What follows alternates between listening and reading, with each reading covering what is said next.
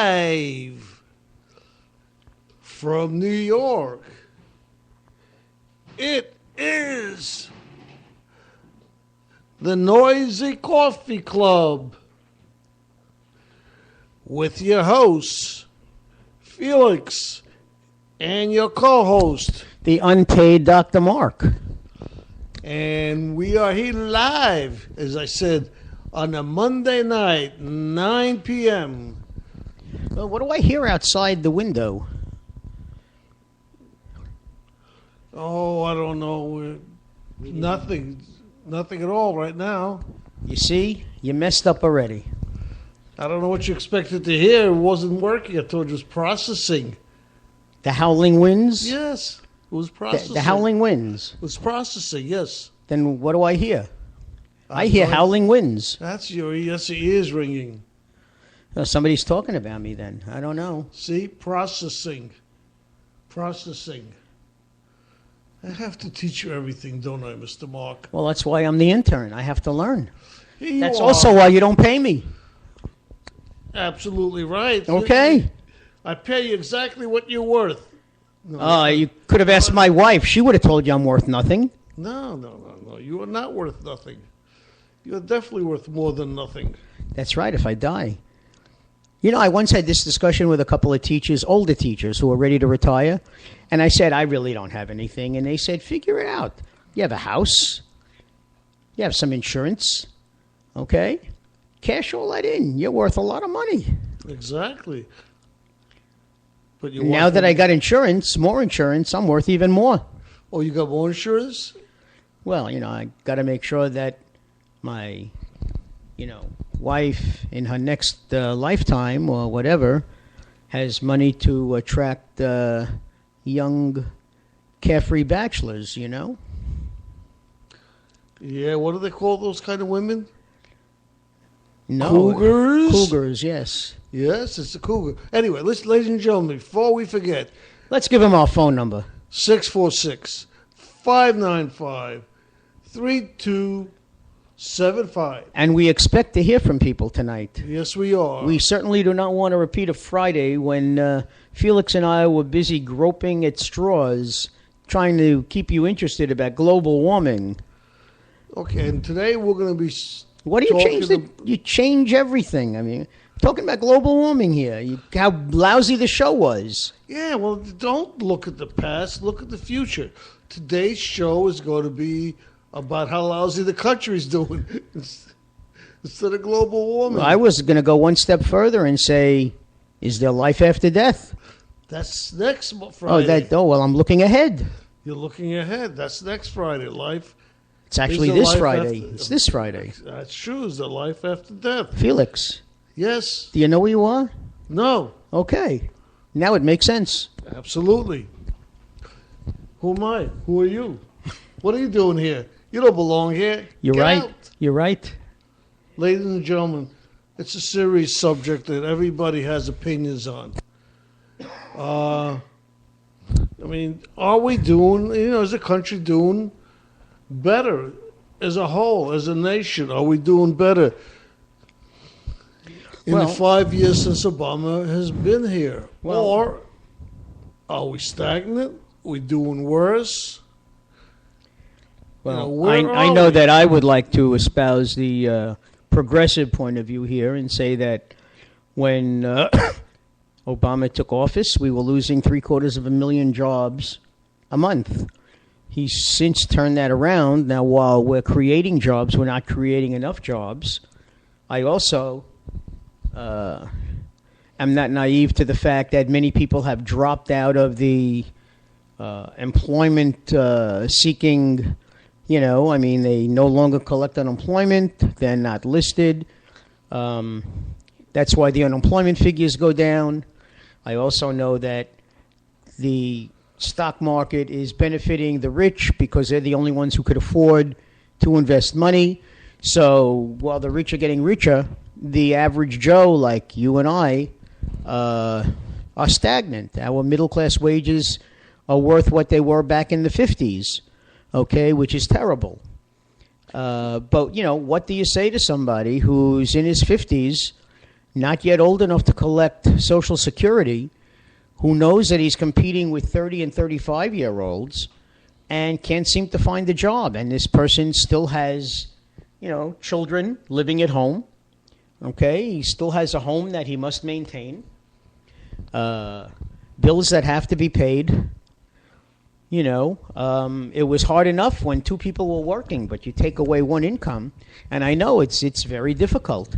There isn't very much that anybody could say to raise the spirits of these people. And they didn't extend the did they extend the unemployment? That was the Republicans. That was the you're right. They didn't. They still feel that's perpetuating the unemployment. The fact that by giving these people money, you're taking away their ambition to work. Let me tell you something. These people would love to work. They would love nothing more than to hear the alarm go off in the morning, put on their clothes, get into a car, or take public transportation and go to a job and know that they're earning something. Nobody's looking for a handout. How do you know? Because you could ask anybody and they'll tell you the same thing. There are some people, true, who want to go through life on the government's dime. Okay? That's never going to change. But the majority of people who have responsibility, these people want to work. Why do you think the average age of fast food workers, and we discussed this before, has gone up from 17 and 18 to the mid-20s, mid to upper 20s? Because these are people who can't seem to find work, or they're elderly people who have retired or tried to retire and realize that their income, their money is not going as far as they'd like it to. They must take a part-time job, It's also because they can't collect unemployment. Well, that depends how old they are, okay. And if they're ready to retire. A lot of the young ones, even up to 25, a lot of them never really worked. And they can't really collect even if they wanted to. Well, no, they went right to graduate school, which I can understand why some people would do that and get it out of the way. But that simply means that, an employer must pay them more money because they've already got their MBA. Or if they're teachers, they've already got their masters, okay? And what a lot of states are doing, I know this for a fact, is that they're replacing union employees in schools with contract employees because the governors want to bust the unions. If there's not enough enrollment as far as teachers are concerned, these teachers those people who aren't there can't pay toward retirement. So then the governors have to go back and renegotiate contracts with people like myself and say, listen, you can't retire at whatever you're getting now. We have to cut back because there are so many more retired teachers and we don't have enough people because we have contract workers now. And the contract workers work 10 months out of the year, okay? They don't get paid for holidays, they don't get any sick time, and they don't get paid in the summer. So the states are saving money on these people. But these people are taking teachers' jobs. Are they teachers also? They're people who have the credentials to be teachers. But let's face it, a state and a city is given a budget. And when you exhaust that budget, well, what do? You can't fill it with tenured teachers, with licensed teachers, because it would cost you more in the long run between retirement benefits and medical. So you hire contract workers, people who have passed licensing exams but can't seem to find employment, and they get hired for 10 months out of the year, and they're not always guaranteed that the next year they're going to be asked to come back. Okay, but are they qualified teachers? Yes. Question. That I could say because my daughter is qualified to be a teacher in Ohio, but Governor Kasich, like many other governors, like Scott Walker, for example, okay, in Wisconsin, they would rather hire contract workers to do these jobs because it costs them much less in the long run. Even though they may get paid more as a contract employee. Well, they'll get paid a little bit more than a regular teacher, but the state is still saving money on medical because if they don't work, they don't get paid. No, I understand all that. I'm just saying. So the states are still saving money on them. No, but these people are getting compensated, well, and And if I was a teacher and I didn't have a job, I would become a contract teacher also. And just like your daughter is doing. Well, but, if somebody's looking for a career, that's not a career, because the bottom line is they can still hire somebody at less money than you. Okay? And they have to be, look, she's in speech. All right? There aren't very many within a district. Take Oceanside, for example. You may have a couple of speech pathologists working out of the district office. These speech pathologists have to go to every school in the district and divide their time. Let's say a half a day here, another day in another school, and reach everybody. Mm-hmm. Okay? They don't spend full time in any one school. Okay. All right? Well, what I'm saying is there are many more teaching positions as opposed to somebody like a speech pathologist. I understand. Well, how many speech pathologists do you think a city, can afford? Not many, I'm sure. You're right. It's a misconception to believe that teachers working on contract are better off, because they're not. They're not putting away money toward retirement. They're not putting into a pension system. They don't get paid if they're sick, and they don't get paid if they don't work. Again, I would have to read the contract. I don't know exactly what the terms are. That's basically what most of the standard teaching contracts. Well, if there's nothing else, you take that. That's the bottom line. Just like if there's nothing else, you take a job at McDonald's, if you can. Or you go on welfare, or... Oh, that's a solution. It's not a solution. It's a reality. Reality is the economy is not where it's supposed to be. And I'm not blaming anybody, but it's just not. Well, first of all, let's say, you don't call it welfare. It's public assistance. And it's public assistance because you can't seem to find or do anything else, and you need something to tide you over. Okay. We do have a caller coming in, and I'm sure he's listening to our show now, so let's give him a big... Well, that all depends who it was. Oh, maybe, I'm hoping it's... I don't know. And who am I speaking to? Hello, it's Dr. Don. Dr. Don, how are you? I'm fine, thanks.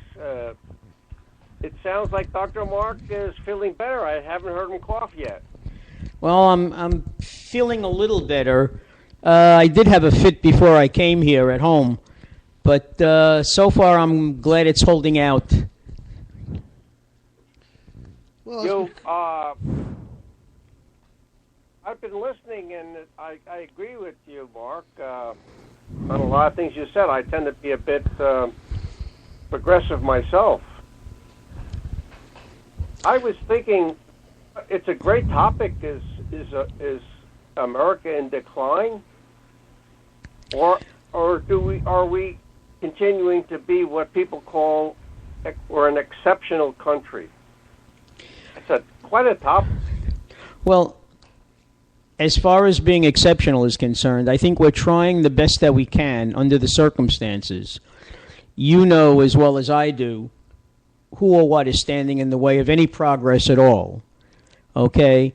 The mere fact that we can't get an unemployment bill passed to extend benefits for people who are long time unemployed, forcing them actually to go on public assistance for the simple reason that they can't seem to find anything.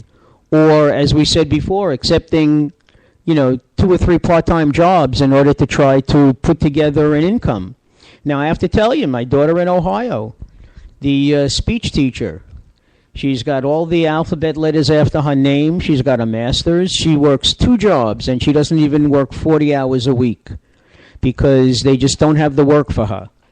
Okay, she's a contract worker in a rehab home, and she works, which is her primary love, which is working with little kids. and she's early intervention. And while she loves that job, it's all very tiring. Traveling between two jobs is very tiring. And she barely ekes out a decent salary between those two jobs. But she's just happy that she's working. And how many hours does she put in a week? Sometimes she works 6 days and doesn't even make 40 hours. And sometimes, because she promised to do so, she works 7 days, and she still doesn't put in 40 hours. You know, there's something wrong with that system. And she's not a well person, okay? She's only 35, and she has, you know, medical problems that people have in their 50s and 60s. But she keeps going on, and you know, I mean, what else can she do? She's certainly not going to throw in the towel. If you were to ask your daughter then about, but she's 35, she may not be old enough to, I don't know what the word is, but I don't know if she'd be old enough to ask the question, is America in decline? She might have it. I don't know, what if you were to ask her, what would you think she would say?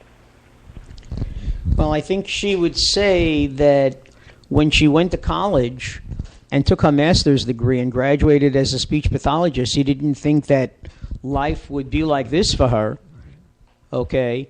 I mean, she never really wanted to work in a school because I can tell you from experience, speech teachers in school don't do the kind of things that my daughter wanted to do as a speech pathologist. She loves the early intervention, working with the children who are anywhere from 6 months to 3 years, and sometimes a little older. She tried the contract work in a school and found that it really wasn't for her, although I think if it was offered to her now, she would take it because it would be a steady job and it would be one job. She wouldn't have to go between two jobs, and she would have her weekends free. I think what she would say is that she didn't think that things would ever get to be this bad, okay? That I don't blame on the president. The fact that the economy is the way it is, I blame on previous administrations and the Congress. He's trying the best, and I think you would agree, he's trying the best that he can to extricate America from the doldrums and trying very hard to create jobs. Unfortunately, the jobs are not being created at the speed with which most people would like. As I said before, the unemployment rate is a false example because many people have just stopped looking for work. They can't collect anymore. And the stock market is double what it was when he took over. But then again, it's only helping the very wealthy because those are the only people who could afford to invest. So from what I'm hearing between your thoughts, I'm just reading between the lines, and what your daughter would say, that America's not what it used to be, and we were exceptional, and now we're facing so many economic and social issues and challenges that we may be what people would say, look what happened to the Roman Empire. I mean, I'm trying to take a step back and get the bigger picture. If you look back in history and you think, and I know you're a teacher, so you have a perspective about the bigger picture of history. People would say, you know what? We're just like the cycle of a country that has grown, has maybe plateaued, and now might be in the downward spiral because, frankly, we may have become too complacent as we watch these other nations now, China, Brazil, India, and some of the other countries, watching them grow while we're expending a lot of energy and effort in protecting the rest of the world, while we're spending so much, blood and treasure, as they say, and what we're doing is really exhausting ourselves, and we're in a downward spiral. And that would be a sort of a bigger look at us as a country. That's what That's what I'm particularly interested in looking at. I think I could look at myself. Go ahead. Go ahead, Mark. Go ahead. No, go finish it. I'm just looking at a perspective because I'm retired now, and I look back and over the years that I grew up in, which was in the 50s. And I look back and I say, you know what? What a great, wonderful experience of life. I was born at a great time. I was born just after the Depression. I was a kid during the Second World War, and I was fortunate enough to be. After I came out of college, I was fortunate enough in the late 50s. Fortunate enough that our government, was subsidizing education. And I was fortunate enough to be able to go for advanced degrees, 2 of them, master's and doctorate. I was fortunate enough that the government was subsidizing my education, so that I got my master's free of charge. Yeah, I worked for it. I got my doctorate on the GI Bill because I was in the military, free of charge. Of course, my life was, 3 years in the Army. But nonetheless, when I was finished with my doctorate, I owed nothing. Zero. Now, you tell me now you talked about your daughter, I'm looking at young people now struggling to get an education. I came from a lower middle class background. My parents were immigrants from Italy. And I was so fortunate to live in the era that I live in. Now I look back and say, good Lord, why can't our country subsidize children's education?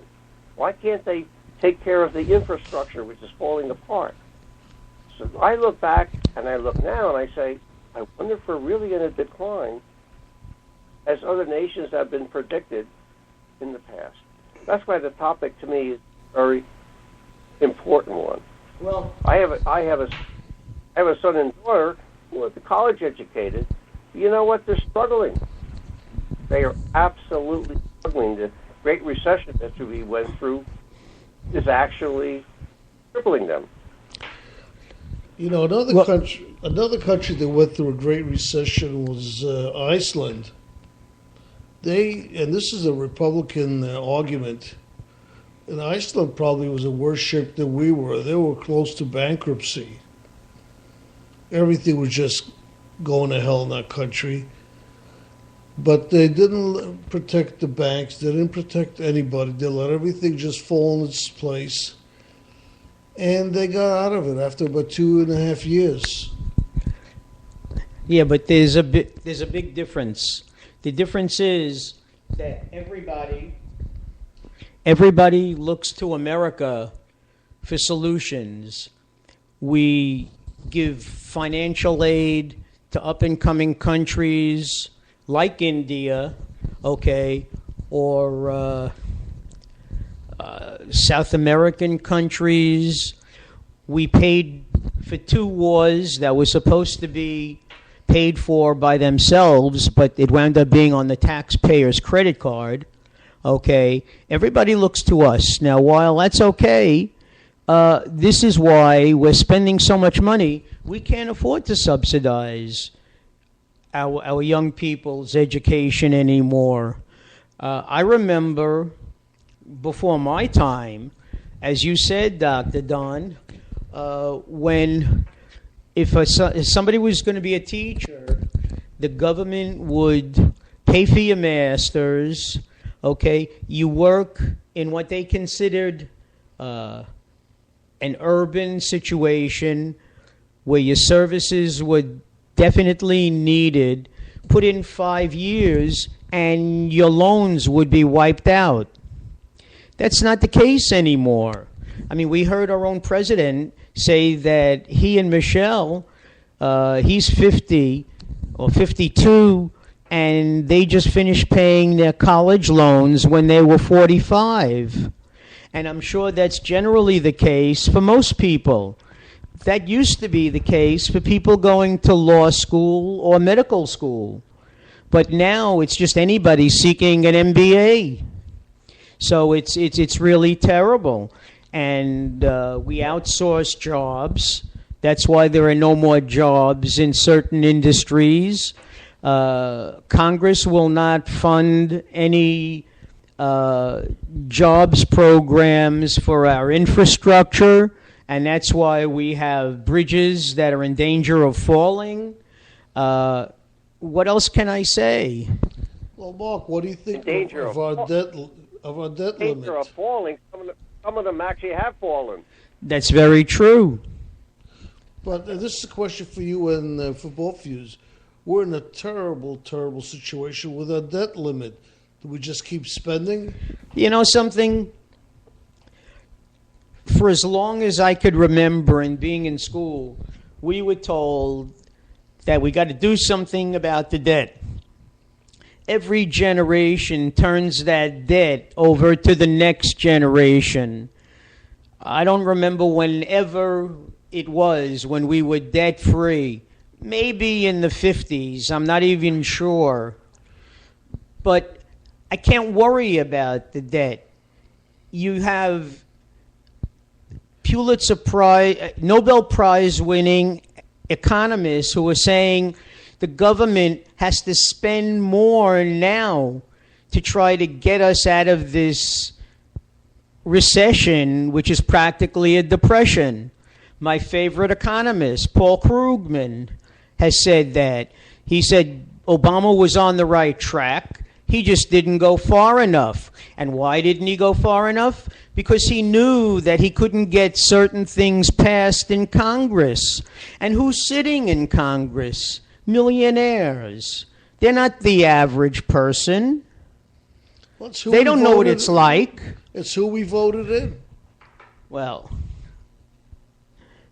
they've become too complacent. That's what it is. Anybody come out of... Yes? That you hit upon a word that resonates with me. We've become complacent. By the way, I was thinking, if someone said to me, "Hey, what country would you rather live in? If you don't like what's going on in America, where would you rather live?" Remember, we still have the world's largest economy. We still have the greatest military. We still have probably, at this point, the best entrepreneurial climate possible for people starting up businesses. Why do you think people come from other countries and they study here? I agree. And then what happens is we have the brain drain, and then they leave, and they go back to their countries. And while they're here, many of them are here on scholarship, because it's a big deal for a university to brag that they have X number of % of foreign students. Right.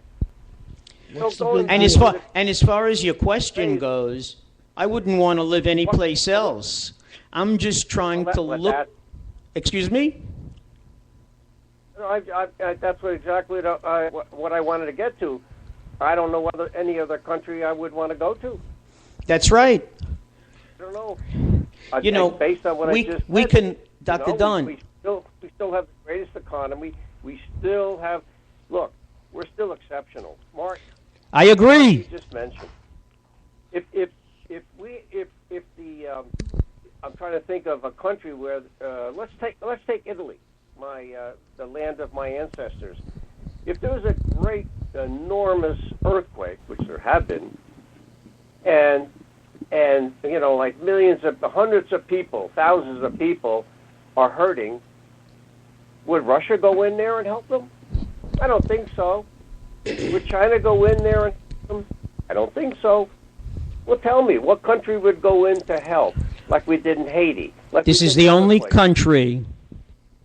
This is the only country who would never turn our back on someone in need. But at some point, we have to draw the line when it comes to military assistance. We can't be the world's policeman.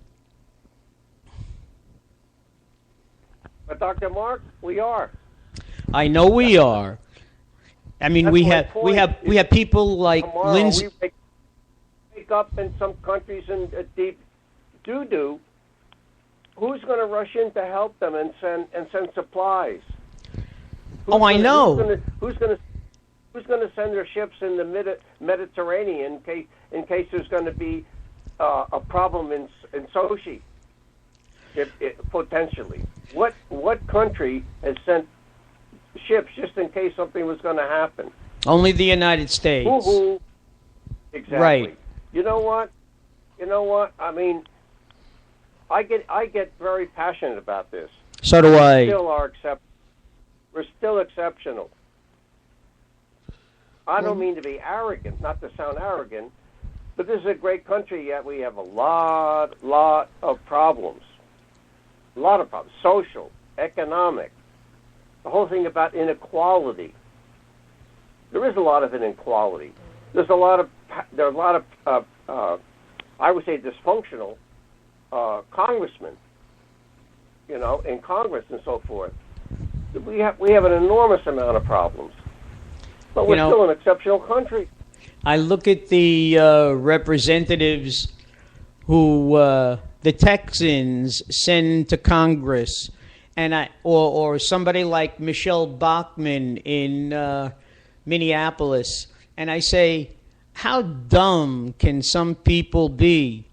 But then again, I watched that special on questioning Darwin, where they were asking people creationism versus evolution, and you have people saying, well, God made me in his image. God's not an ape, okay? And this is the 21st century. People saying that the earth is 6,000 years old, even if there's proof that disproves that. Now you're going against faith. You can't, there's no logic in faith. But these are the people that we're facing. These are the people who are Tea Party people. Okay? These are the people in Congress who are saying that in Texas we have to take away whatever it says about evolution and we have to preach creationism. If that's the case, send your children to a religious school. Now, Don, you had a Catholic background, and you were always taught. Yes, I do. And you were taught that the Earth is only 6,000 years old. Is that correct? Oh, I don't remember that, to tell you the truth. I don't remember that. Of course, then again, at my age, I don't remember a lot of things, but I don't remember that. Well, but what I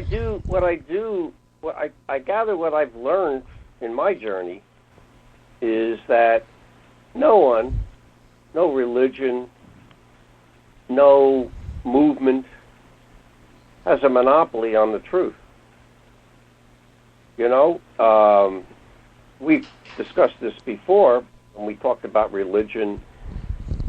I think that all the religions and even atheists have a point of view that should be respected. Absolutely. Our individual. That's why we have free will. And that's why we have freedom of religion. But these same religious people, Felix, are the ones that send people to Congress who want us to teach creationism.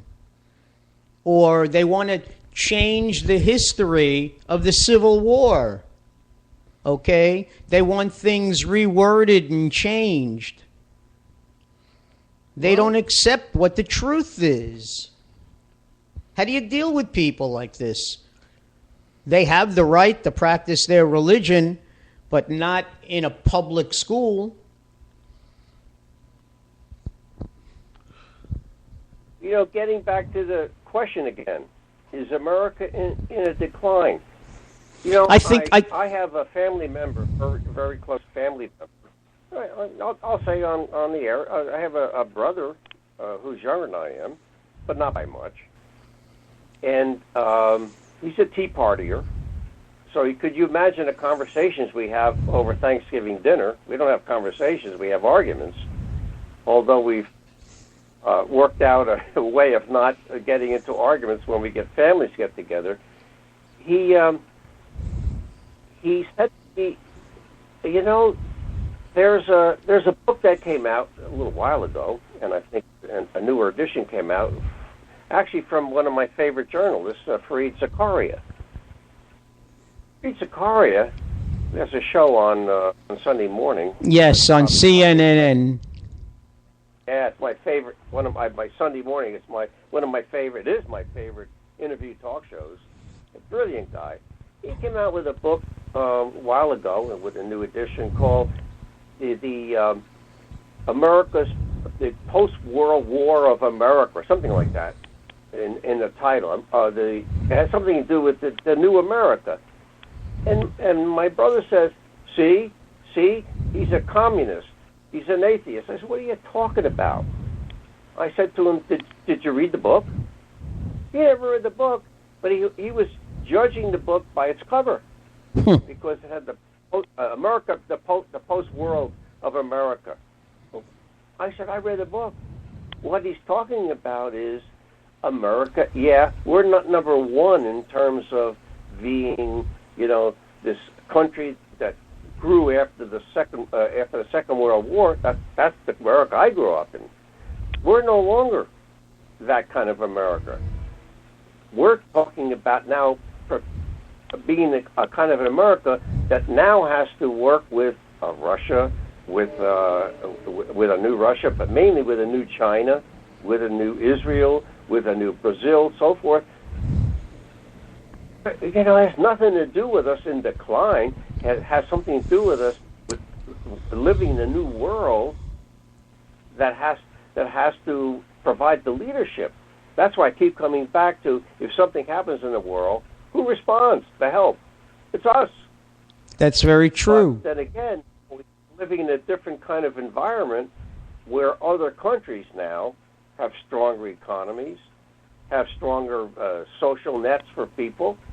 But I wouldn't want to listen. I traveled in Norway, in Finland, and they're wonderful countries.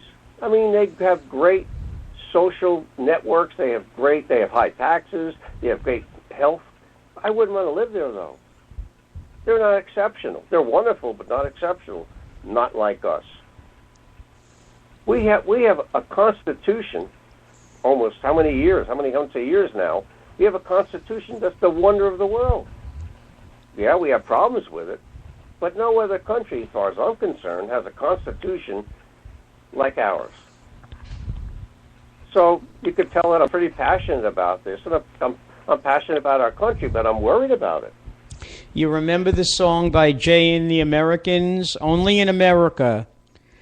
And basically it's true. Only in America can a nobody rise to be president.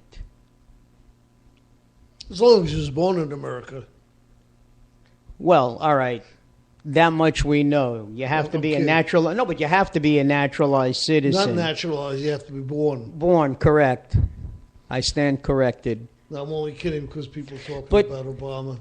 Getting back, I wanted to say you have people in the Senate like John McCain, who was a great American, Lindsey Graham.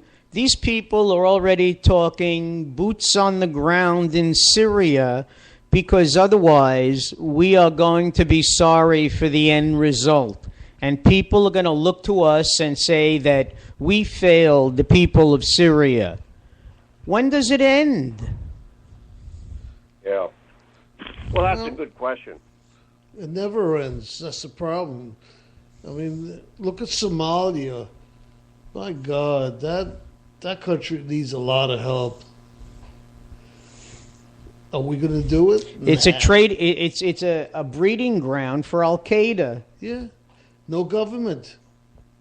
Yeah, you have to be a warlord. Yeah. So, are we going to go in there next?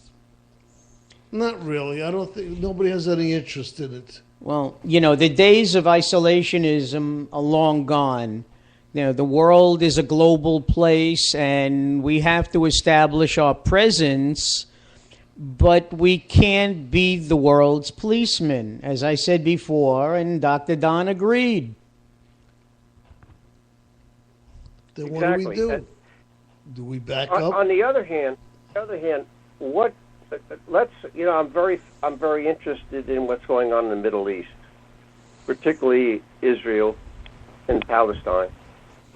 I think Senator and now Secretary of State Kerry, if you follow what he's thinking and what he's doing, what country is trying to resolve that deadlock? I mean, that centuries-old, conflict going on. And from what I'm reading and understanding, we're coming to a focal point now where if they don't resolve the whole issue between Palestine and Israel,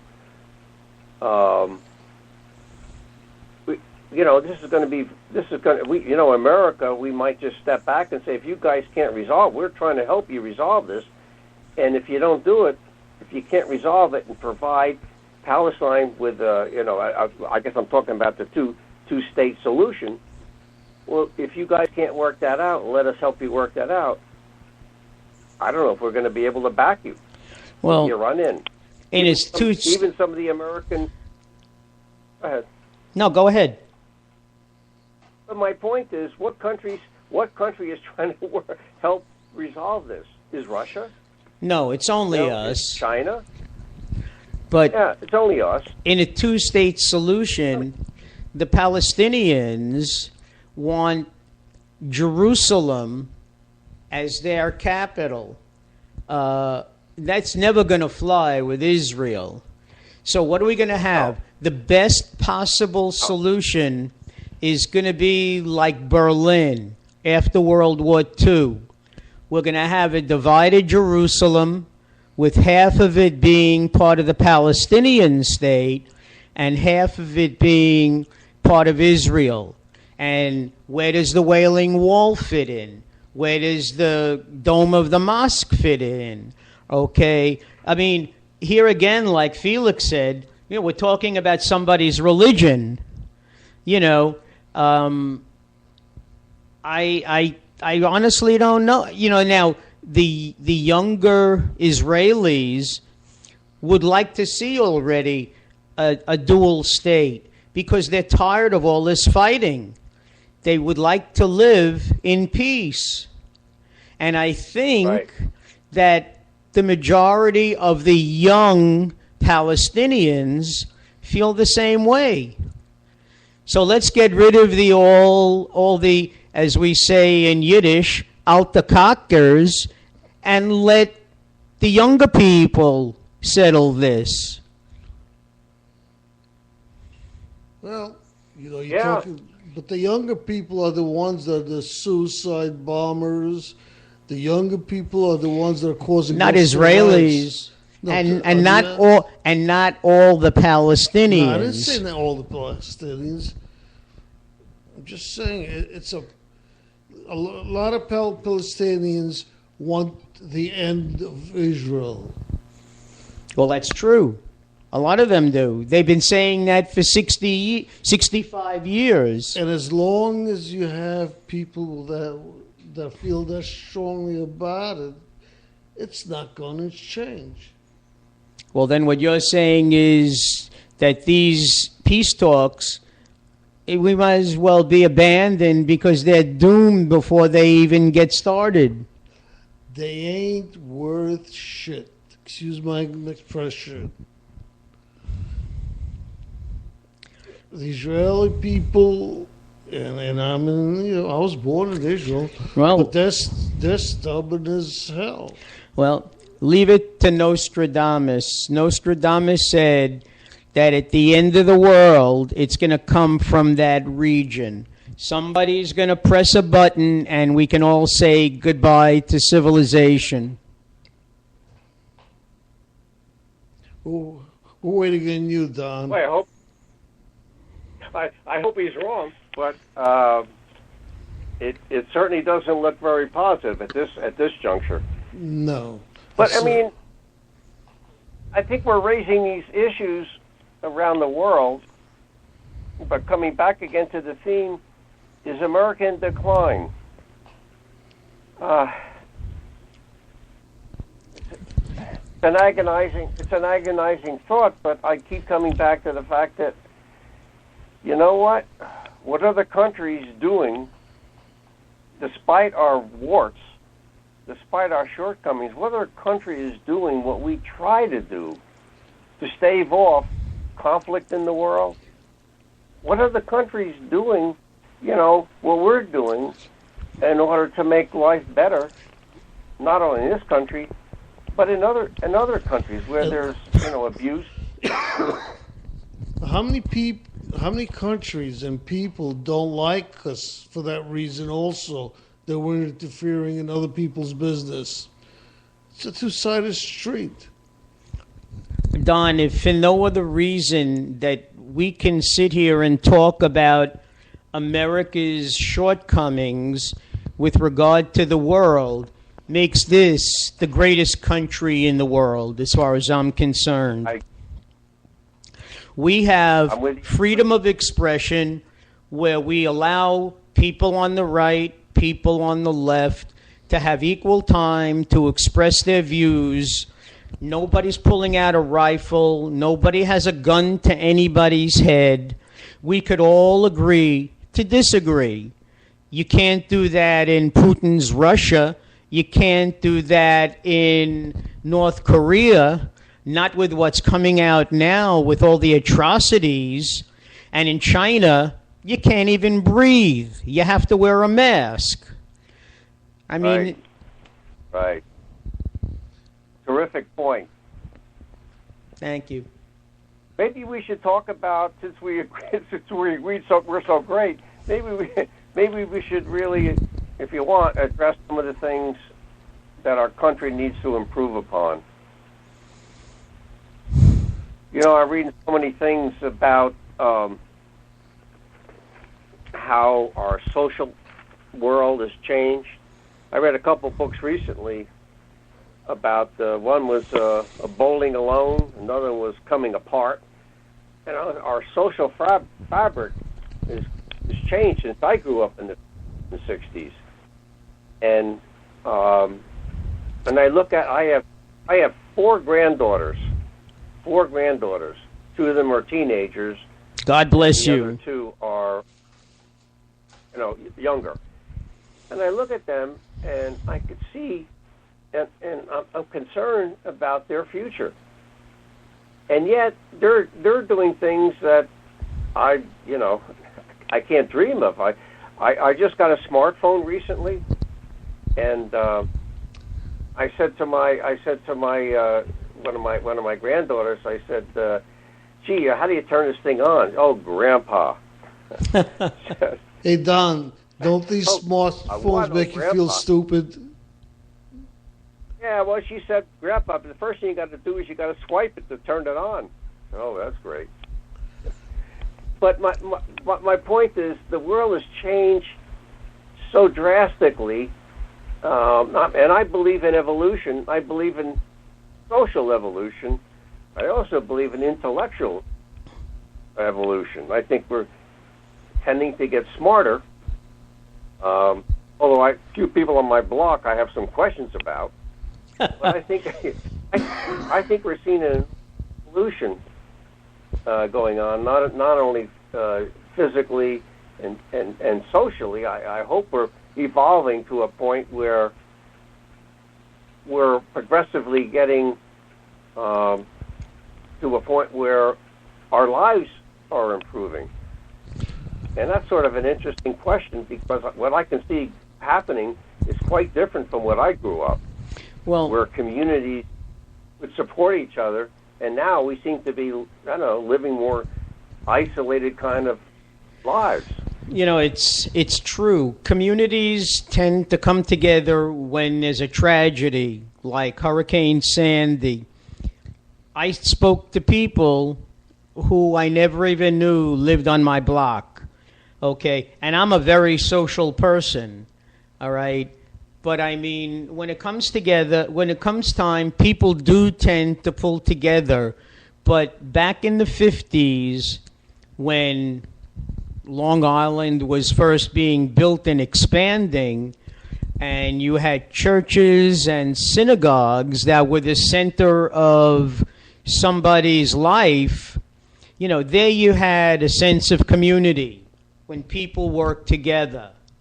I think as far as social growth is concerned, this is the one reason, with the exception of accounting, medicine, law, engineering, people go to college and learn those various trades, okay? But the rest of us, it gives us a chance to think critically about what's going on, okay? And how could we possibly solve some of the problems that are facing us or will face us in the future?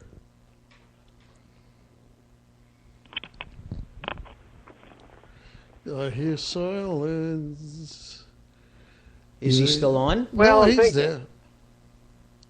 Go ahead, Don.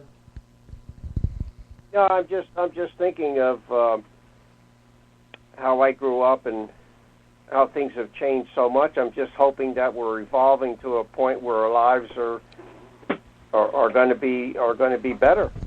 Well, let me ask. And I'm thinking of my granddaughters. Okay, what their let's lives take are going to be like. Yeah, Don, you're saying when you grew up, you think things were better than they are now. Time out. It's time for me to make the coffee. I will be back. All right. Don, would you agree? That things were better back in the 50s as opposed to now? Yeah. That's hard to answer because it's a good question. It's hard to. I look back and I say, you know what? I was so fortunate, as I had mentioned previously, to have the support, not only the social support but governmental support. Mm-hmm. In terms of my education, I was in the right place at the right time. Thinking of people now, I have a son that's struggling because of the Great Recession, lost his job, lost his home. Good Lord, I don't know how. I mean, I've had my struggles and disappointments and failures in life, and issues that were, something that would you would say would be. Something that would be offsetting one's career, but I always bounce back. But I can see that this younger generation, in many instances, are having a tough time bouncing back, particularly in this economy. They're having it tougher than you had. They're having it tougher than I had. When I got out of college, I didn't know much money. My daughter owns thousands of dollars when she graduated college. And she was a great student, but, and I was a lousy student, and I didn't know much, so, and I think I did financially better the earlier days. I think people in general were doing better financially. We are still, so, I don't think we're doing, as a nation, I don't think we're doing as well as we used to. Yeah. I was thinking how when I was particularly in graduate school, going for my master's and so on, I was thinking that in order to do a paper or a thesis or something, I had to go to a library and sit in a library for hours, and I was lucky to find maybe the research book that I was looking for, or maybe I had to wait until the book came back back into the library. These days, to do a research paper, how far do you have to go? Not as far as your computer, you know. So I'm thinking, well, things are better in terms of the communications, and again, I'm a researcher, educator, and man, the difference between the 60s and 70s and now, there are enormous advantages to due to the digital revolution that we've gone through and continue to go through. So in that sense, things have gotten better. Okay, I'm going to take another call. All right, we'll conference all everybody right. in. Okay. You're on the air with Dr. Don, Dr. Mark, Dr. Felix. Hey, might as well join the club. Who's there? Well, you might as well just say Dr. Dan, too. Okay. Dan the man. Yeah, just call me Dan, no doctor. I like your topic, and I like what you guys are saying. I do feel America is on the decline. It's just the stock market's doing so well, I don't know why. Everyone's losing jobs.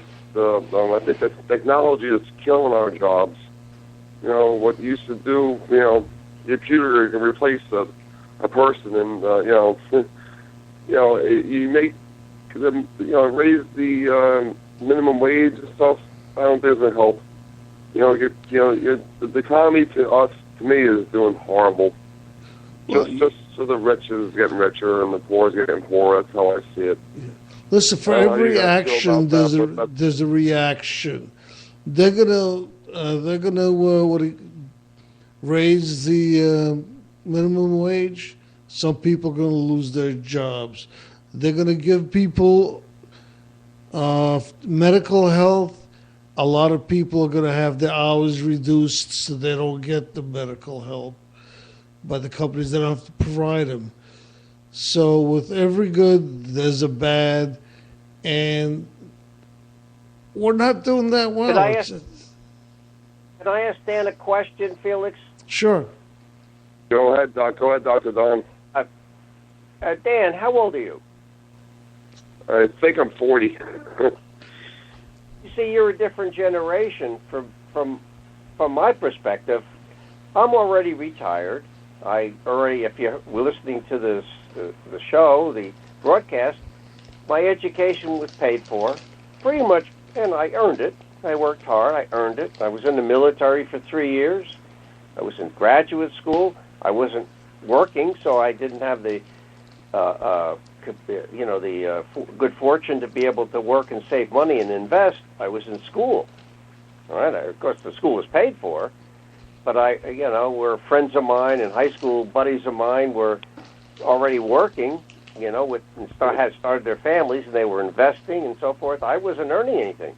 Okay, but I was fortunate enough to have my education paid for it, and I caught up with that once I started working in terms of making money. Not a lot, because I wasn't in business, but I was in a profession. But you're 40, and I'm almost, I guess, old enough to be your father. Not grandfather, but father. I'm in a different generation. I have Social Security. Yeah. Hey, I don't have a pension, but I have Medicare. Dr. Don, I cut you off because it feels like I was taught right. And work hard, and you're gonna survive. Live, you're gonna make money, you're gonna retire. But that's not so in my generation. Doesn't matter how much you work. The more you work, the more you lose. That's how I see my generation. Dan, I'm not disagreeing with you. I'm saying the topic is America in decline. In other words, what kind of world we're living in. I'm saying the world I'm living in is fine. fine. Well, what do you care? What do you care, Dr. Don? You're retired. What do you care? I know that, and I'm empathizing with you, saying you're in a different generation, and it's a tough one. It's a tough one, particularly if you lost your job or if you lost your home. If you're going, I was taught right. Make work hard, and America is different from mine. Dr. Don, you work hard. I was taught to work hard. You get a home, and you're gonna make money, and you're gonna buy another home if you want, and then you're gonna, and you retire. But the economy in America just changed. You buy a home, and you lose your money. Your America is different from my America. Right. Correct. That's only my only point. I'm not debating with you. You're right, wrong, or indifferent. I'm just saying it depends upon. Again, the topic of this broadcast is America in decline. See, and I don't see it that way. I see the problems that we have. I still think if you heard the broadcast, I still think we're exceptional because of who we are and what we do. We have an enormous amount of problems. Well, Father, exceptional as how, Dr. Don, exceptional how. I think we're exceptionally going down the hill. That's what we're doing. Again, that's your perspective. That's your perspective. I don't think we're in a decline. I think we're going through an enormous transition. Enormous transition. Particularly with Dr. Mark Felix, help me out here. Help me. Well, we are going through a tremendous transition. And listen, things are better for a lot of people. My cousin invested in stock, and he's ultra conservative. And he loves what Obama has done for him as far as his monies. But he hates him as a president. And you're the opposite, Don. You love him as a president, Dan, I should say. You love Obama as a president, probably. But I know you probably don't like him anyway, but But Obama. I'm biting my tongue right now. Dan, let me just say something that Dr. Don brought up. You were taught right. We were all taught the same way, but nobody can foresee what's happening now over these last 5 to 6 years, if not even longer, in this country. Jobs being outsourced, people not be able to find jobs, people losing jobs that their fathers had and that are now outsourced to other countries. You can't foresee something like that. And thus, you can't blame one man in charge. I mean, I know Harry Truman said the buck stops here.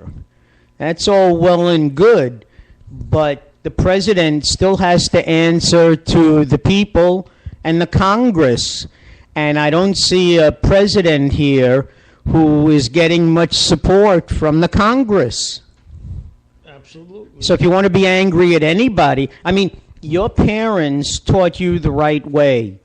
Nobody said sit back and, survive on the government's dime. Okay? You were taught the right way to do it. Unfortunately, these things that have happened are basically unforeseen. And even when the country was booming 20 years ago during the dot-com explosion, who would have believed that within 20 years we would have an unemployment rate of 10% and so many people unemployed and fewer jobs for more and more people? When things are good, you don't think that all of a sudden the bottom can fall out. Listen, from a conservative point of view, every time... But let me ask you... What? Sorry. No, I was going to say... Let me ask the three of you... Go ahead.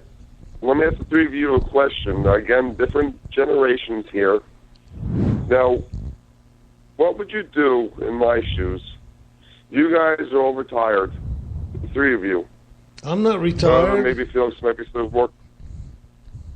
Well, I can see you retired. Felix would like to be retired. Absolutely.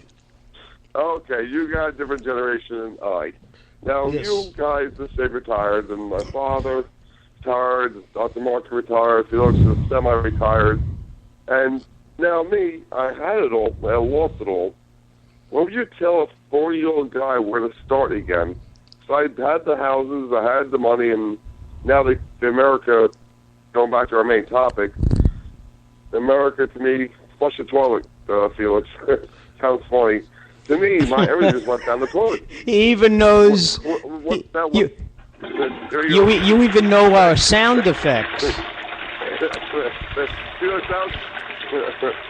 You better be careful. He doesn't give you the, just wait. But what would you tell a kid? There you go. Or, I mean, to you guys, I'm a kid. What do you tell someone 4 years old who was taught right, parents did it right, and then everything just went downhill with America?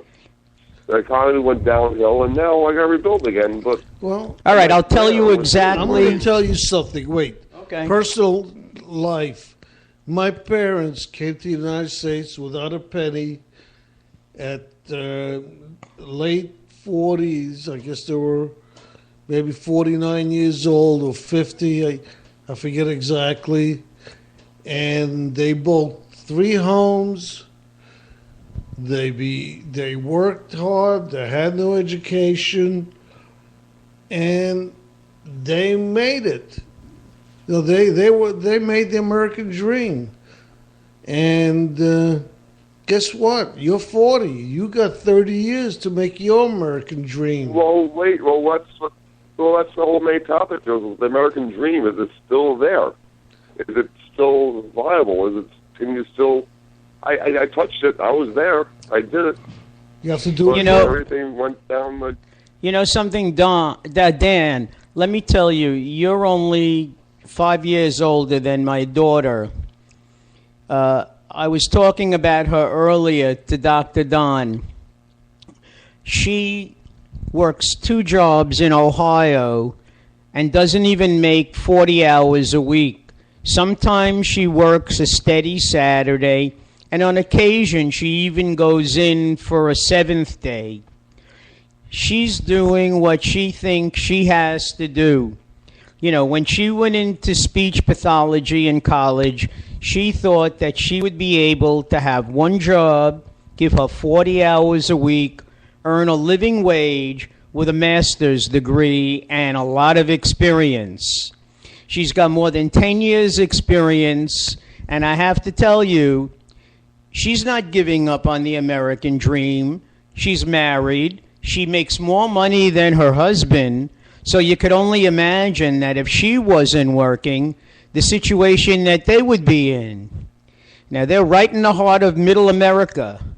Everybody says that, oh, the way Ohio goes, so goes the presidency. I mean, every other block where she lives, there's a big sign that says, honk if you love Jesus. It's a nice place for a little Jewish girl who married a guy that's not Jewish, okay? But the point that I'm making is you never give up. I remember Jimmy Valvano's speech 20 years ago, when he was dying from brain cancer at the ESPY Awards, the first ESPY Awards. He said, you never, ever give up. It's very easy to throw in the towel, okay?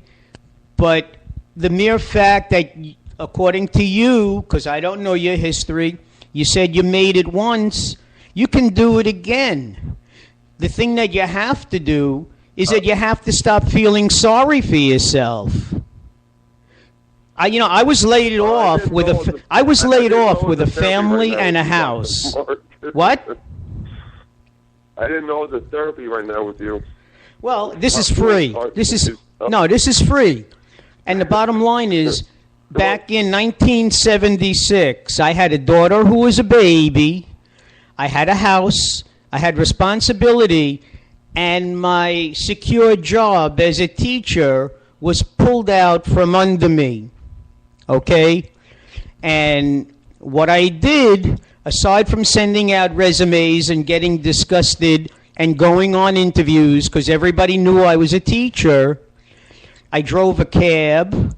I worked for an engineering company. I worked nights. I worked days. I was finally called back to work after over 6 months of being unemployed. Okay? So I know where you've been. Believe me. I appreciate your story, and I worked multiple jobs too. I know that. You know, now to who's to. I don't want to blame, like you're saying, blame somebody. You know, it's just the problem is that now I'm 40. You know, who's going to suffer when I get that second job? As I had 2 jobs before in my life, or even 3 jobs. The kids, the family suffers. Well, at some point, my family just suffers. Okay, at some point, you have to come to an accommodation. I worked. When I was called back, actually, when I was laid off, I was lucky enough to secure a job in a bank as a teller. And I don't have to tell you, tellers make as much money as fast food employees, okay? And when they get a raise, their raise is a nickel or a dime an hour, which is not a hell of a lot of money.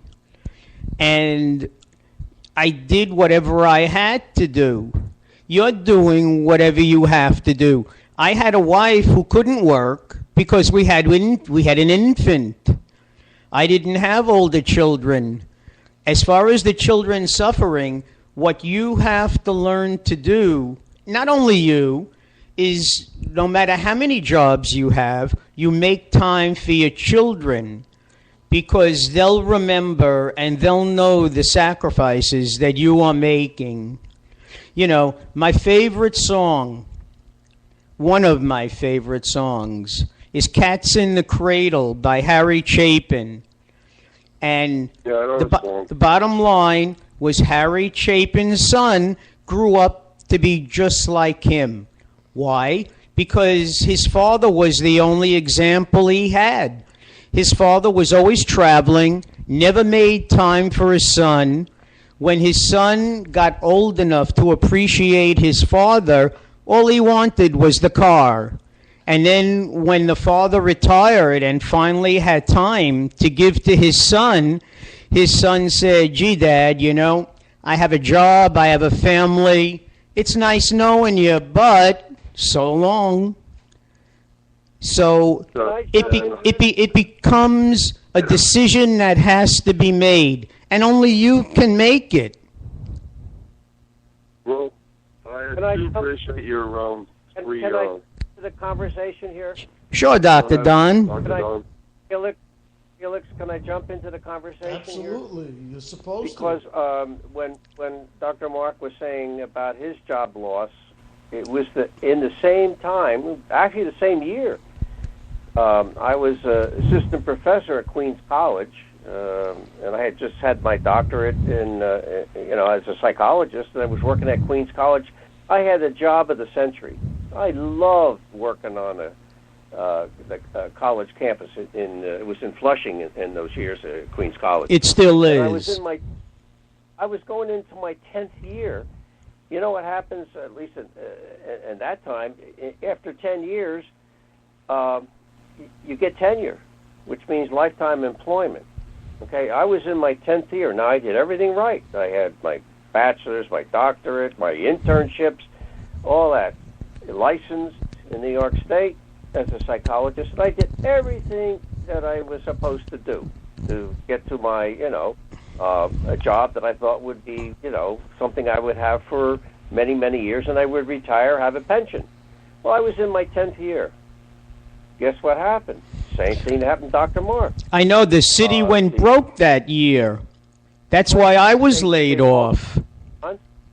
Okay, so I lost my job, and at that point in my life, I was about Dan's age. At that point, my wife had stopped working. She was a nurse. She stopped working. We had a couple children. I just bought a house, so I had a heavy mortgage, 2 car payments, and 2 kids, so forth, and no job. And by the way, no golden parachute. They didn't have that kind of idea. I was gone. Okay, and that happened in July, which is when my birthday was. I got a telegram from the president of Queens College saying, "Don't return." Remember? I got this. I lost a lot, and I was absolutely stunned, if not traumatized. I had no job to go to, no income starting in September. I got news in July. All right, I'm coming to the point because I want to address Dan's issue of how he feels and what he's going through. I went through it, but you know what? I was so fortunate because I was lucky enough to have the skills and the background to be able to, through networking, the process of networking. I sent my resumes out all summer. Well, you send resumes out in the summer, that doesn't yield much. But what happened through a friend of a friend in networking, I was able to get a job in corporate America. I began working in the city, and the job I had for over 20 years was a job called executive coaching or outplacement counseling. What that meant was I was working with senior level people, professionals, managers, executives, and so forth in the corporate world, a whole new environment for me. I mean, I was an academic. I was like Mark, a teacher, a scholar, an academic, a researcher, a counselor. And all of a sudden, I'm thrust into a new environment, and I wasn't even sure I wanted to take the job, but the person who hired me said, "You're going to be perfect." And I was, because I had transferable skills in terms of counseling and working with people who are going through change. Now, I'm coming to the point because I want to address, again, Dan's issue. I work with people who lost jobs, whose careers went downhill. People even lost their homes or even went through divorces. As an outplacement counselor, I saw people going through enormous stress. That's why I was able to, relate in a way. I had gone through it myself, not for a long time, but I lost a job and I had to go through a complete change. And Mark is right. You have to be resilient. You have to have the faith to go on. You have to have the strength to go forward. What Dan is going through, from what I gather listening to him and knowing a little bit about him, he's still traumatized.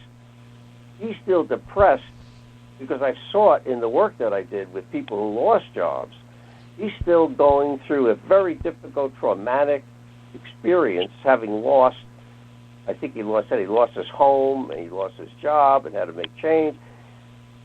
He's still traumatized. And that's why he looks at America now as going downhill. Well, in some respects, we may be. We're going through enormous change.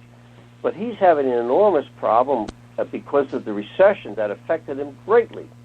I went through a similar type of recession as Dr. Mark did, but I was fortunate enough to bounce back quickly. But I worked with people for over 20 years, working with people to help them get back on their feet. And what Dan has to do is to realize that he has strengths, he has skills, but he has to know how to market himself, and he has to have the confidence and faith that when a door closes, and one door closed, it was an iron door that closed on him, he has to have the faith to realize that there's another door that's going to open for him. I guarantee. Dr. Don, Dr. Mark, I'm never calling the show again. I was depressed when they called the show. I'm more depressed now.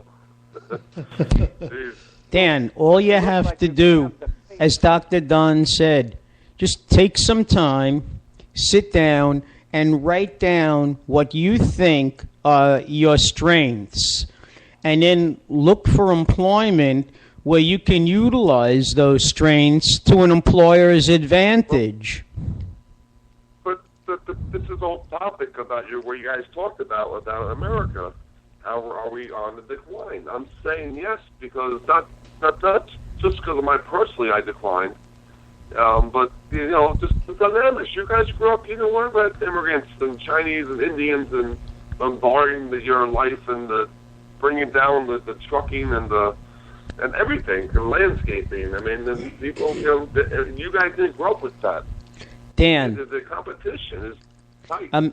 Imagine somebody like my father who grew up, born in 1922, lived his early years during the Depression. Now, I'm sure you've seen specials with bread lines and food lines and absolutely no work. And one of my father's favorite songs, Buddy, Can You Spare a Dime? He used to sing that all the time. My grandparents, his parents, hardly spoke English. They spoke Yiddish. They came from Russia. My grandfather did all kinds of heavy laborer's work. Franklin Roosevelt instituted certain government jobs, which unfortunately our Congress now will not allow our president to do. And he put people to work on highways like Eisenhower did and on building bridges. Most of our bridges were built during that time, okay? I mean, and then eventually he bought a little candy store. It didn't generate much money. They never had a house, but they provided love and shelter for their 3 children. And that was passed on to me by my father and my mother, who also had a family who never owned a home. My grandfather on my mother's side was a tailor coming from Russia, and his season was only about 6 or 8 months out of the year. So they learned to live for 4 months without any income at all. And that was before any kind of Social Security or anything else. I mean, you learn to do what you have to do. That's why I'm saying if you were to make a list and take stock, I don't know what your background is beyond what you've told me, but I'm sure that you can find something and you're a good enough salesman to sell this to an employer and start brand new. Like Felix said, you have at least 25 years ahead of you.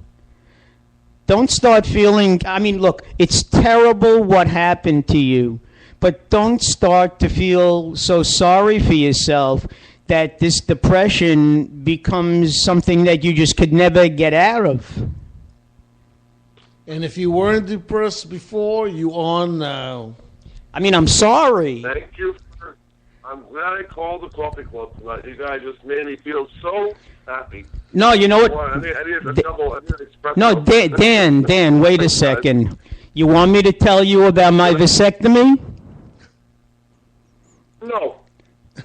So now you feel better, don't you? Dan?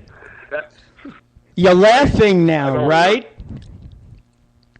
I don't want to hear about your vasectomy. I don't Okay. want to hear it. So the bottom line is you really have to do this for no one else but yourself. Okay? You have to devote the time to do this like you would if it was your job. You know, I used to tell my students, when their parents go to work, that's their job to provide for the family. As students, as children, their job is to come to school and do the best that they can. Right now, you have to sit down and write up a list of all your positive attributes and try to find or sell somebody on what you could do for them. It's never what they could do for you. Wait a minute. Time out here. How did this show turn on about America decline onto my decline in life? How did the show change? I thought this was an intervention. This was an intervention, wasn't it? Felix, is this what you did to me? Intervention. I guess so. Dr. Mark, you're absolutely right in terms of the perspective and the advice you're giving Dan.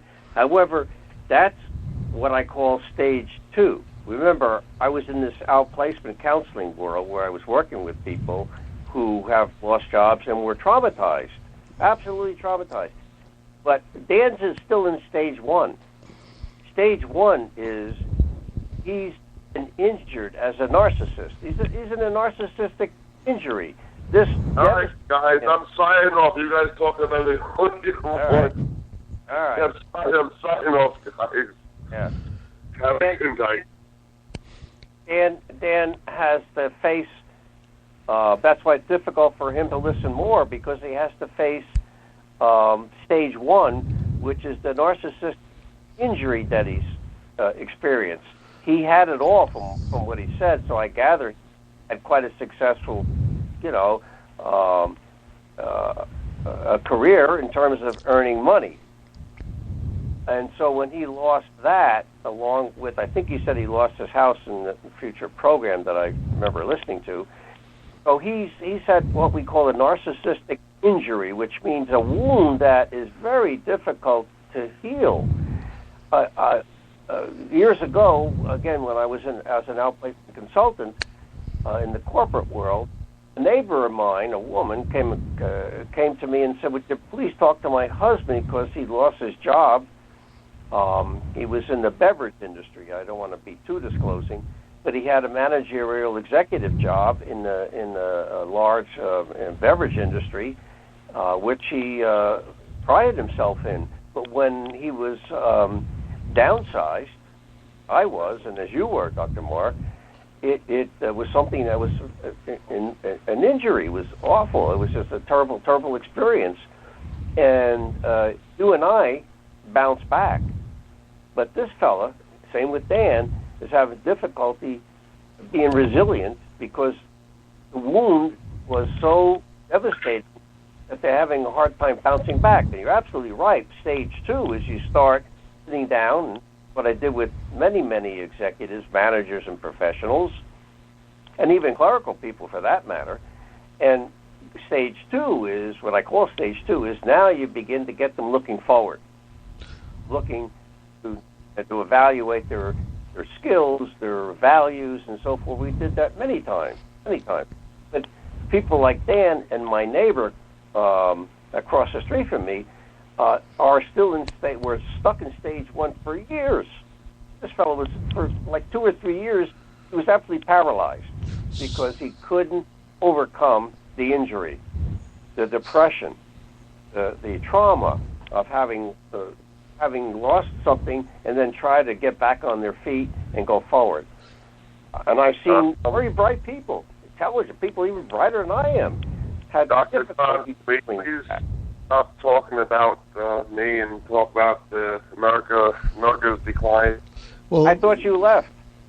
no. Hey, I'm about this. We're talking about a segment of America who look at America in a decline because of the negativity, because of the perspective of not being able to see anything positive in their lives, and that's America for them and for you. Hey, Don, how do we jumpstart somebody like Dan to actually Please stop saying that. to get out of stage 1?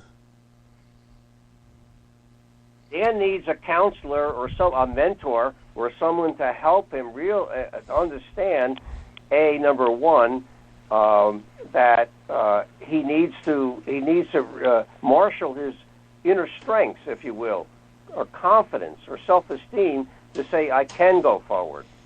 I lost something, but you know what? That's life, and I need to go forward, and I need to be able to survive in terms of not only my dignity, but I need to survive in terms of my economic life. So he needs a mentor, a counselor, a friend who is just like Dr. Mark was saying, but that's stage 2. stage one is to be able to regain the confidence and the esteem of himself so that he can marshal the inner strength that I believe he has, and most people have, to go forward. Well, the one way I think... Dr. Mark, if you say my name, so help me.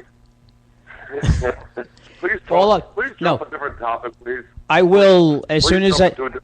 All I want to say is that without mentioning your name, you managed to do it once. Who's to say that you can't do it again? And as far as that goes, I'm willing to go back to America's spiraling down, or is it okay? See, now, the spiraling down is, I definitely agree it is. I just don't think that all the reports are right. That's all BS. The economy's booming, the stock market's doing great. It's not. Well, I think it's not doing good. People, as we said before, I think they're misleading. Okay, we said this at the very beginning before Dr. Don came on. Felix and I were talking that the fact that the unemployment rate now is close to 6.5 is misleading because there are many people who are no longer filing for unemployment. We have all those 99%ers who can't collect unemployment. The same way we have to look at the stock market and say, while the stock market has doubled under Obama, the only people getting rich are the people who invested in the first place, who had the capital.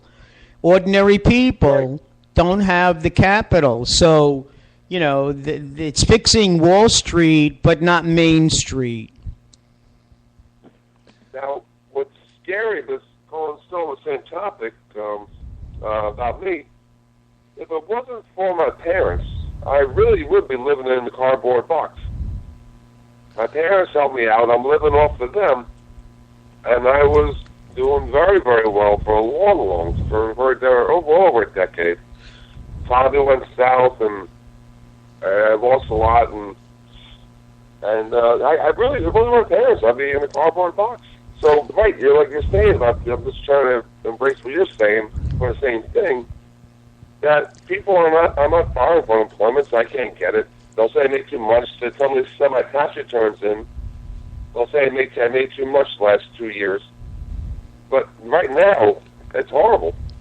Well, you see that, but I'm talking about that Dan is still in stage one. He has no sense of self-confidence. He doesn't have any faith about going forward. So he's stuck. He's stuck in what I call stage one, and that is not being able to foresee any opportunity going forward. And that's what's keeping him stuck in this cycle of negativity. Can I suggest... He's in a... Yeah. I just wanted to know. Go ahead. Can I suggest one thing?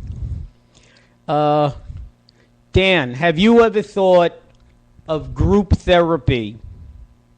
People in your situation, I'm not talking about people with other psychological problems. People who have been laid off, usually there's a person in charge, could be a counselor, and they help each other to get through this terrible mess that they find themselves in. You know, this might be beneficial to you, and most of these things are free. All that's in. I appreciate your your kindness and thoughts, but I don't really call a show in for psychotherapy.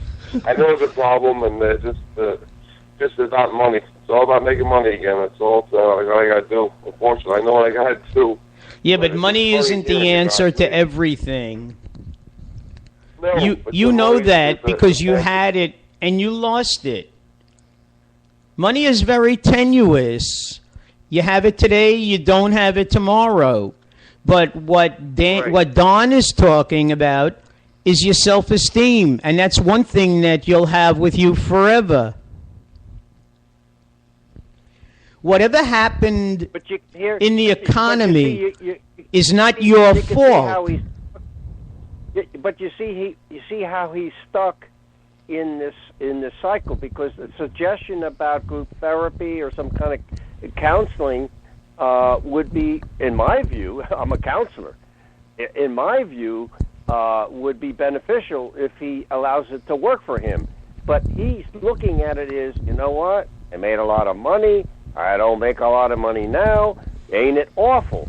So he's stuck in this cycle of not having a thought process that is far more positive, because he's got this negative, pessimistic perspective. So he's stuck in this cycle of, I had it once, I lost it. That's why I say he's still in a depressive, traumatized, if you will, mood.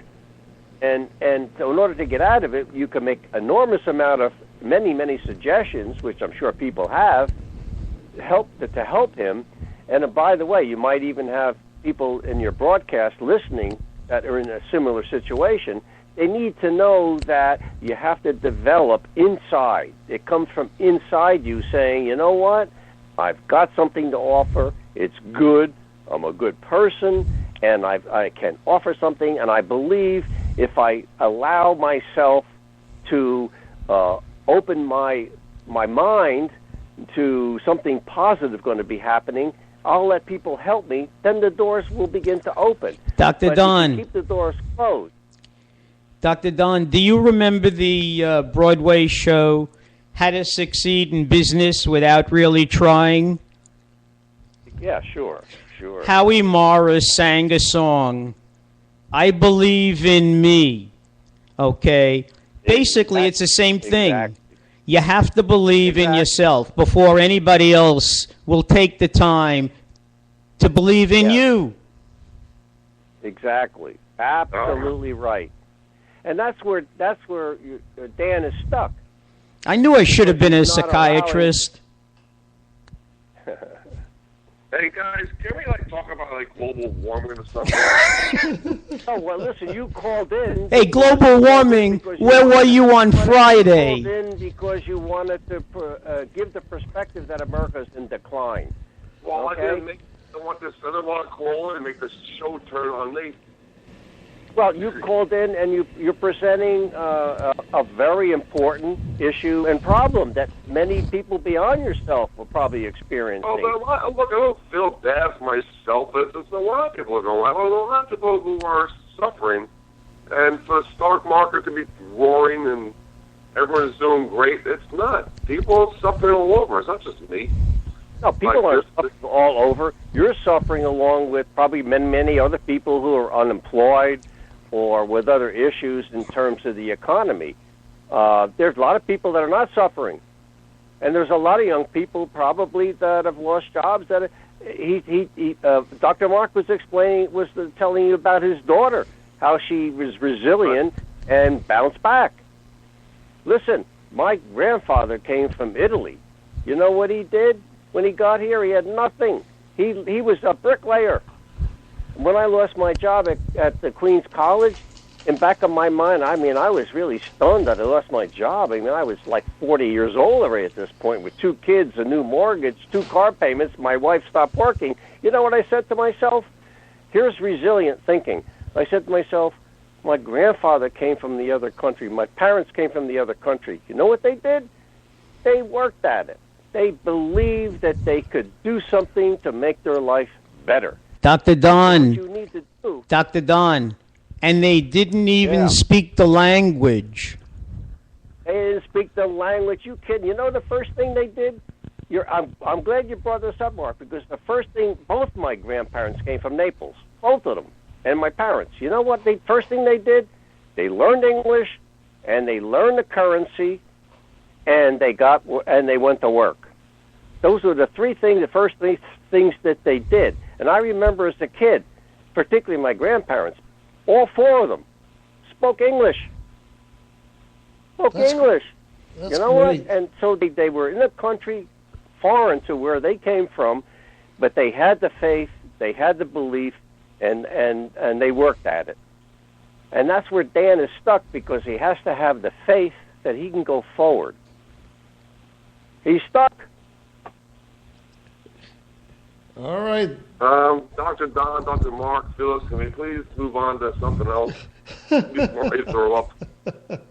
Jesus, I'm never calling this show. Dan, I'm never calling this show again. It's going to be fun talking. Hey, Dan. You can't do that, Dan. We look forward to your phone call. And I'm going to start another topic, which I just love. Obama scare. Can we please flush the toilet again and start something else? Dan, we're going to talk about. Dan, we're going to talk about Obama scare. Do you know how many people? Do you know how many people are going to lose their jobs because of Obama scare? Less than you think. More than you think. Well, Obama, are you really talking about Obamacare? I'm not. You know what my He view is. About Obamacare? You know what my view about Obamacare is? 2 or 3 years from now, we're going to look back and say, what was that fuss all about? Thank What was you. that fuss all about? We're far better off. It might not be next week or next month, but I'll bet you, I hope I'm alive, 2 or 3 years from now, because people are going to say, what was that fuss all about? Listen, Everybody, we're a lot better off. Dr. You know, Don, a lot in better off. Massachusetts, okay, when Mitt Romney initiated and started the same program, at first Massachusetts residents did not like it. A year or two down the road, they couldn't see their life without it, because it mandated that everybody have insurance, okay, and it saved people a lot of money. And all we're saying about Obamacare is, if you can get more people to sign up, more young people to sign up, the premiums by sheer numbers will have to go down. Yes. Exactly. The problem was. Do you remember President Johnson? In fact, there was an interesting article in the New York Times recently, or I guess it was Sunday, about his legacy. Unfortunately, the Vietnam War dragged him down, put a cloud over his accomplishments. But wasn't he the one that brought in Medicare? He was the one that brought in the legislation on Medicare, wasn't it, Johnson? Yes, yes, it was. People, oh my God, socialized medicine. Oh, we're going downhill. Well, for Christmas sakes, everybody now, no one wants to let go of Medicare. Everybody wants Medicare and Social Security. Of course, that was FDR, but you know what? And you introduce one big type of safety net like that, people are going to say, "Oh my God, this is terrible! Oh my God, it's awful! We're going to go. Oh, this is going to what?" Look now. We look back, and people now, everybody's clinging to. Thank God I have Social Security. Thank God I have Medicare. You know, Social Security and Medicare. Obamacare. Social Security and Medicare is like unemployment insurance to somebody without a job. It gives them something to hold on to their dignity, especially the elderly who have worked their whole lives for this. Okay, and what happened was, people would look back on the Depression and say, how can we allow people to live like this? People who work 60 hours a week, who now are not working and are standing on bread lines. How could we allow them to live like this? People had to choose between going to a doctor and feeding their family. Right. I Just remember a side when I was in note. high school, my father got a job. I was 15 years old. I got a job, believe it or not, in a summer job working in the cemetery. Right? And my first paycheck, money was taken out. I said, wait a minute, what is this? I'm 15 years old. Now I'm in my 70s, and I'm saying, thank God. there was an investment in my future. It was Thank true. God. Now I won't get the same amount of money I put into it in terms of Social Security, but thank God now that I'm retired in my 70s, I'm saying, you know what? Thank God. It's helping me to a great extent to be able to retire. I made an investment when I was 15 years old, and all these years that I worked.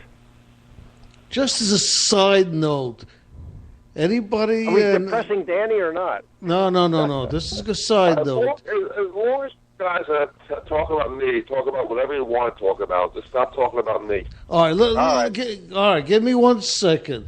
This is a quiz. Yeah. Anybody would like to know what President Johnson liked to wear in his privacy in the warehouse, in the White House? Probably walk around in his underwear, I guess. Any other guesses? I didn't quite hear what you said. What did President Johnson like in the White House? No. Well, What did he like to wear? That's what you were saying. What did he like to wear in the wear. White House? Oh. I don't know. He used to run around. What? All right, Dan. I'm going to say nude. He ran around the warehouse. I mean, the White House nude all the Naked, time. Yeah. Well, that adds a lot to the conversation. Well, listen, it's Dan, that's something positive. You got it right. Yep. There was a book on Listen, guys, presidents. it's getting to be my bedtime. Hey, Don, I know you enjoy reading books. There's a books on the presidents and all their idiosyncrasies they had, such as Johnson running around naked. Yeah. You should look it up. You might enjoy reading it. Okay.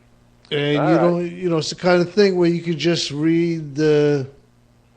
Oh, what kind of teeth did Washington have? Well, my favorite Wooden book teeth. recently, well, not so recent, but was Doris Goodwin's book on Team of Rivals about Abraham Lincoln. Okay. How he brought in people who were competing against him when he was running for president. That's It was right. It was a brilliant. Yeah. Strategic move. Anyway, I'm going to sign off. Wait, I got one question for you. What? Another question? No, just I This is asked. overtime. All right. What are George Washington's teeth? What were they made out of? George Washington's tape? Teeth. Oh, teeth. It was made of wood. That's the answer I gave. And Dan? Well, what is it made of? Well, What what was if it made Dan's of? got an idea? Dan? I'm going to say...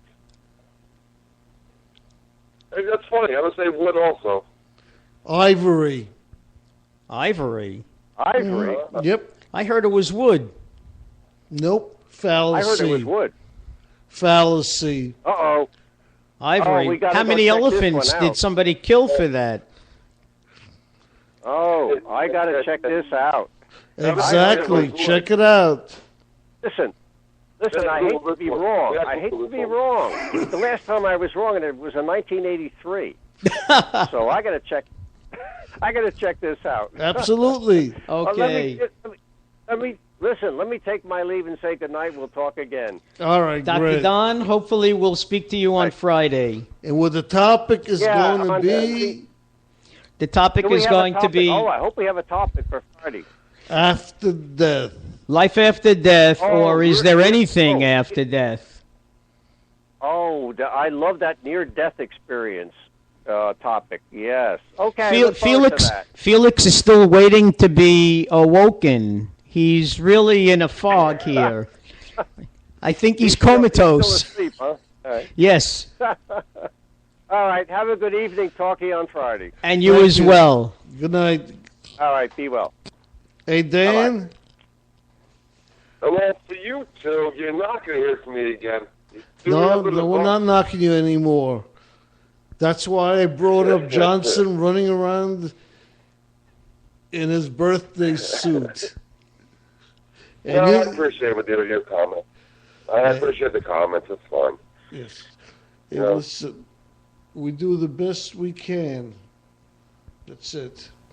No, I do appreciate it. I don't know if it means a lot, but whatever. That statement is what it is. Yeah. Well, listen, you just had counseling. And Dan, you just had counseling by a psychologist, a scholar. Yeah, I'll get Dr. Don's rate on being my shrink. Dr. Don, is a shrink. Dr. Mark here is a educator, and Dr. Felix is your reverend. That's Oh, right. God, help me then. Dan, I help you. I think you should ask him to show you his diploma. I want to show his card, so. Well, I also have a diploma. Hey, listen, it gets him free parking.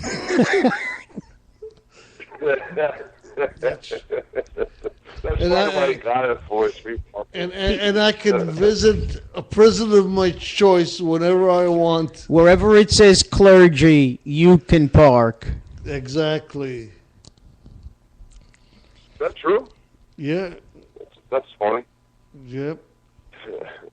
Except I don't know what I do. Like clergy parking. Like Felix likes to say, don't mess with somebody's religion. You tell a cop you're a reverend, you show them the parking and the card, they'll leave you alone. An extra $20 never hurts. I wouldn't try that. Not anymore. It used to work. Look, guys, I'm glad you had a good show on my expense. Thank you. Well, listen, It's all because we enjoy your company and we want the best for you. If we didn't care, we wouldn't spend as much time discussing it. Oh, I appreciate that. Thank you. And if we didn't care, but I don't like calling and getting abused. Well, with any luck, Dan, Dan, listen. With any luck, nobody else will ever hear the broadcast, so you don't have to worry. Besides, we didn't tell anybody your name was Figuerello. Please delete this broadcast before you embarrass me further than you already have, like with Dr. Don. Jesus, guys, that killed me tonight. I'm on the ropes. Well, who do you know that actually listens to the show? I'm going to hit the phone to you guys. I'm going to go to my bedroom in fetal position, sucking my thumb. Hey, Dan, You who guys do are you horrible. know that actually listens to the show? Nobody. You're anonymous on this show. This show is so popular that Felix listens to it in order to fall asleep at night. Dan? That's all maybe. But it's... God, you guys kill me. But right. I can roll. All right, Dan. But next time I come in the Uh-oh. The dogs are barking. I have to let them in and feed them.